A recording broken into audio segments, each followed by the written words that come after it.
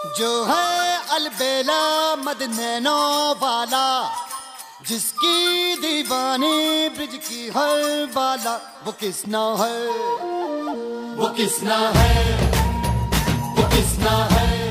यशोदेचा काना बाळ नटखट कृष्ण आपलं बालपण जगला ते वृंदावनात. हे वृंदावन उत्तर प्रदेशमध्ये आहे. पण मुंबईकरांनो, जर तुम्हाला यूपीला जायला आवडत नसेल, माफ करा, जमत नसेल, तर तुम्ही मुंबईपासून फक्त 2 तासाच्या अंतरावर असलेल्या वृंदावनचं दर्शन घेऊ शकता. या व्हिडिओमध्ये आपण पाहणार आहोत पालघर जिल्ह्यातील गोवर्धन इको विलेज म्हणजेच मिनी वृंदावन. तिथे कसं जायचं, किती एंट्री आहे, जेवणाची काय सोय आहे, हुबेहूब वृंदावन सारखंच आहे का, हे सर्व आपण जाणून घेणार आहोत. तर हा व्हिडिओ भक्तिमय, निसर्गरम्य आणि कलात्मक असणार आहे.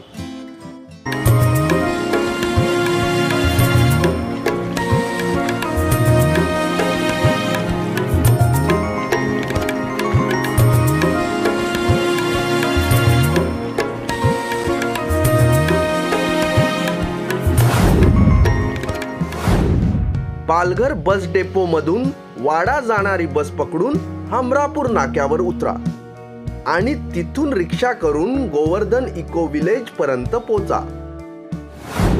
गोवर्धन इको विलेज हे 100 एकर मध्ये पसरलेले सुंदर ठिकाण आहे. हे इस्कॉन द्वारे चालवले जाते. या इको विलेजचा उद्देश आहे शाश्वत जीवनशैली, सस्टेनेबल लिव्हिंग आणि ग्रामीण विकासाला प्रोत्साहन देणे.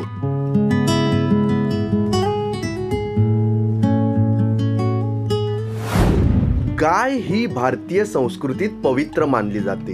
गोवर्धन इको विलेज मध्ये गायींची उत्तम प्रकारे काळजी घेतली जाते. त्यांच्या दुधाचा वापर विविध उत्पादने बनवण्यासाठी केला जातो.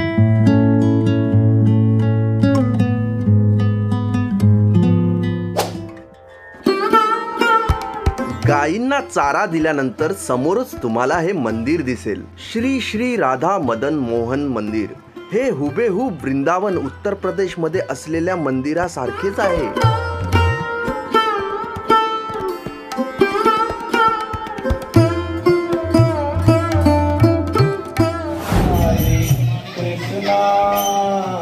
इथे सकाळ संध्याकाळ कृष्णाच्या आरती, भजन सुरूच असतात. तुम्हालाही या भक्तिमय वातावरणात सहभागी व्हायला आवडेलच.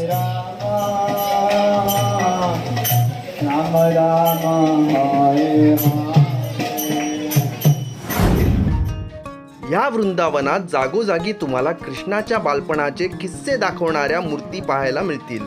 अगदी कृष्णाच्या जन्मापासून ते गोवर्धन पर्वत उचलणाऱ्या अत्यंत मनमोहक मूर्त्या बघायला मिळतील. हे बघा, आपल्याला या मॅपवर दाखवल्याप्रमाणे हे सर्व ठिकाणं बघायची आहेत. त्या अगोदर जेवण करून घेऊयात. गोवर्धन अन्न क्षेत्र, इथे दररोज महाप्रसादाचे आयोजन केले जाते. महाप्रसादाची वेळ 12:30 ते 2:30 वाजेपर्यंत असते.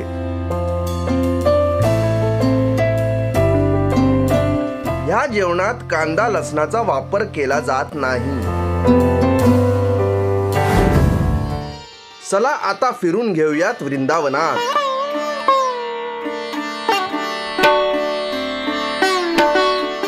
मथुरा, यमुना, गोवर्धन, नंदगाव.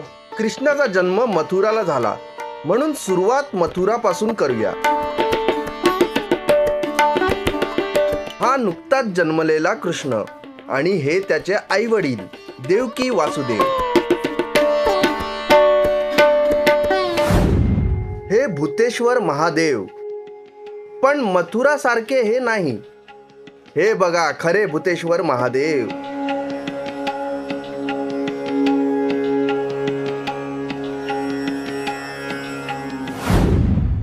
आता आपण पोहोचलो यमुनेच्या तीरी. हे वासुदेव कृष्णाला कंस पासून वाचवायला हे सुद्धा यमुना नदी पार करणार आहेत. पण आपण पुलावरून नदी पार करूयात. इथल्या यमुना नदीत रंगबिरंगी मासे आहेत, जे पाहून मनातून आवाज येतो, वाव.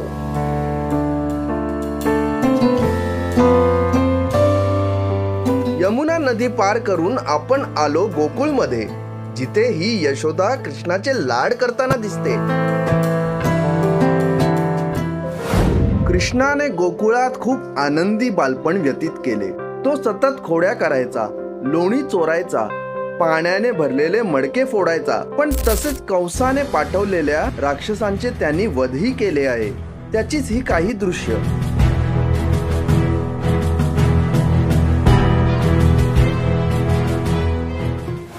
यमुना घाट समोर असलेले हे श्री श्री राधा श्यामसुंदर मंदिर.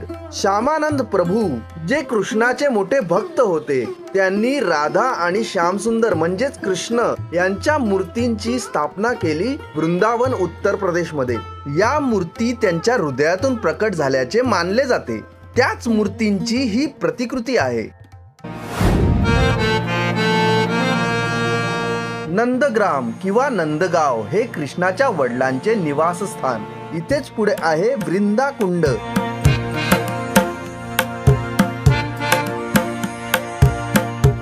आणि ही वृंदादेवी. ही देवी प्रत्येकाच्या घरात असते. ते कसं? वृंदादेवीची खूप इंटरेस्टिंग स्टोरी शिवपुराण कथेत लिहिली आहे. तुम्ही ती नक्कीच वाचा. मी थोडक्यात सांगतो. वृंदादेवी जेव्हा सती गेली तेव्हा तिच्या राखेतून एक रोप उगवले. विष्णुदेवाने त्याला तुळशी हे नाव दिले.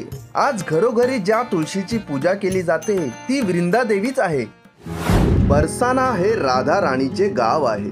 एकदा राधा कृष्णावर रागावून मान मंदिराकडे निघून गेली, जिथे ती स्वतःला जगापासून वेगळे करू इच्छित होती. राधाला समजावण्यासाठी कृष्णाला खूप प्रयत्न करावे लागले. आखिर राधा मान गई, म्हणून या मंदिराचे नाव मान मंदिर असे ठेवण्यात आले. गोवर्धन पर्वताचा किस्सा तर सर्वांनाच माहिती आहे. गोकुळवासी चांगला पाऊस यावा म्हणून इंद्रदेवाची पूजा करायचे. रोज सकाळ दुपार संध्याकाळी इंद्रदेवाची पूजा व्हायची. एकदा श्रीकृष्णाने गोकुळातील लोकांना समजावून सांगितले की इंद्राची पूजा करण्यात आपला वेळ वाया घालवण्याऐवजी गायी आणि म्हशींची पूजा करणे चांगले आहे. ते तुम्हाला दूध देतात. गोकुळवासियांना श्रीकृष्णाचे म्हणणे पटले व त्यांनी इंद्रदेवाच्या जागी प्राण्यांना मान सन्मान देण्यास सुरुवात केली. हे बघून इंद्र संतापले आणि त्यांनी जोरदार पाऊस सुरू केला. गोकुळात पूर आला. तेव्हा कृष्णाने आपल्या हाताच्या करंगळीवर गोवर्धन पर्वत उचलला आणि सर्व गोकुळवासियांना तुफानी पावसापासून वाचवले. वृंदावनात कृष्णासोबत वेळ कसा गेला कळलेच नाही. तुम्ही सुद्धा नक्कीच इथे भेट द्या. वन डे विजिट फ्री आहे. इथे संध्याकाळी 6:30 वाजता यमुना आरती होते.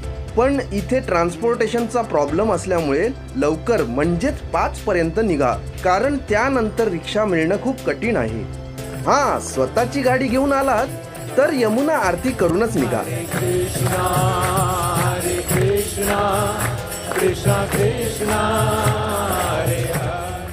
कलाकारांनी खूप मेहनतीने इथले मंदिर आणि कृष्णाच्या बालकथा सांगणाऱ्या मूर्त्या बनवल्या आहेत, तर त्यांच्यासाठी व्हिडिओला लाईक करायला विसरू नका. हरे कृष्ण कृष्ण कृष्ण हरे हरे.